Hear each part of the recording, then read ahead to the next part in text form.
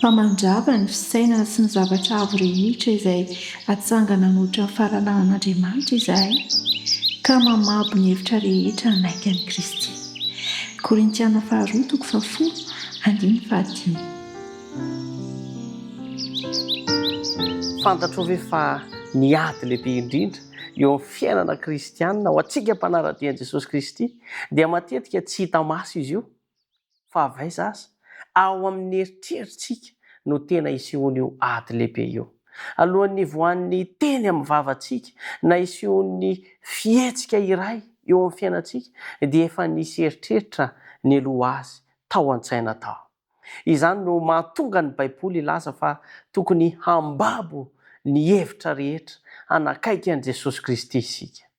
Raha velantsika hivezivezy amin'izay tiany ny saitsika dia mora voatariky ny zavatra ratsy sy ny fakam-panahy ry namako. Fa rehefa i Jesosy Kristy no ivon'ny eritreritsika dia miova tsikelikely ny fomba fijerintsika sy ny fiainantsika manontolo. Tian'Andriamanitra ho madio sy voaharo ny saitsika. Tsy tonga ho azy anefa izany, fa mila ezaka isan'andro ny mampifantoka ny fisainana amin'ny zavatra tsara, masina ary mahasoa. Rehefa mifehy ny eritreritsika miaraka amin'ny fanampiany fanahy masina isika, dia mora kokoa amintsika ny mifehy ny teny sy ny fihetsika. Ary rehefa feno zavatra tsara ny saitsika dia feno fiadanana izay, feno fifaliana ary hery handresena ny fakam-panahy ihany koa eo amin'ny fiainantsika. Raha fihezitsika dia izao: ny eritreritsika ny fototry ny teny sy ny fitondran-tena rehetra, na tsara izany na ratsy izany. Ny eritreritra ratsy dia manimba ny fanahy, fa ny eritreritra madio kosa manandratra sy mampatanjaka ny fanahintsika. Mila mianatra mampifantoka ny saintsika amin'ny Kristy isan'andro isika. Ny fiara-miasa amin'ny fanahy masina no manampy antsika hifehy ny eritreritra sy ny teny izay lazainy. Miantso anao Jesosy Kristy anio, andramo ny mandinika izay mameno ny sainao matetika.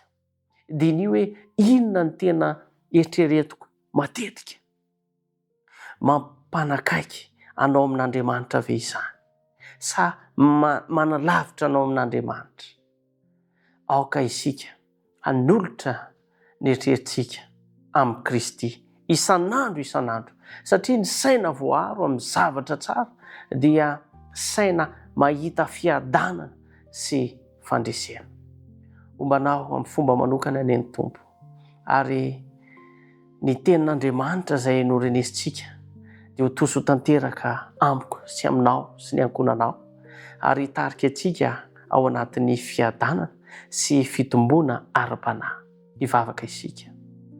Tompo Andriamanitra io, misaotra anao noho ny amin'ny teny nomenao anay tamin'ity maraina vaovao ity.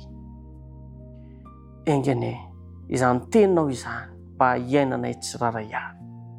Ampio izay Jesosy, mba ampifantoka ny sainay amin'ny teninao, amin'ny zavatra tsara, fa indraindray dia ny zavatra ratsy no ifantohanay ka any ka tsisy fiadanam-po na fiadanan-tsaina eo amin'ny tenanay. Koa tonga tamin'ny fotoana tsara indrindra ny teninao tamin'ny teny io ity. Engane, hiainanay izany ary ho ampiarinay eo amin'ny fiainanay tsiraray avy. Mitahianay amin'ity tontolo andro ity amin'ny anaran'i Jesosy Kristy. Amen.